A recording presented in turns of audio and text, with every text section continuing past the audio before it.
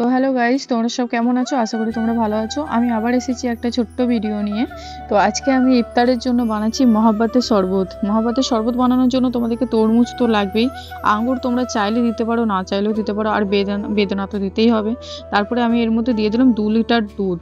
একটুকু জল থাকবে না, শুধু দুধ থাকবে। ওটাকে ফুটিয়ে ভালো করে ফ্রিজে ঠান্ডা হতে দিতে হবে। তার মধ্যে বরফ তো লাগবেই, বরফ ছাড়া তো ব্যাপারটা পুরোটাই অসম্পূর্ণ। তারপরে আমি দিয়ে দেবো 2 চামচের মতো রবজা বেশি দিলে হবে না, কারণ একটু সেন্ট থাকে তো, একটু পিঙ্ক পিঙ্ক কালারটা আনার জন্য রবজাটা তোমাকে দিতেই হবে, কিন্তু রবজার টেস্টও থাকে। তো এখানে আমার রেডি হয়ে গেছে মহাব্বতের শরবত।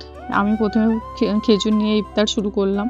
খেজুরটা খাওয়ার পরেই আমি 1 গ্লাস নিয়ে নিলাম শরবতটা কিন্তু খেতে খুবই সুন্দর হয়েছিল। আমি ভাবতে পারিনি যে এত সুন্দর খেতে হবে। তো আমি তাড়াতাড়ি ইফতার শেষ করেই বেরিয়ে গেলাম বাজারের দিকে।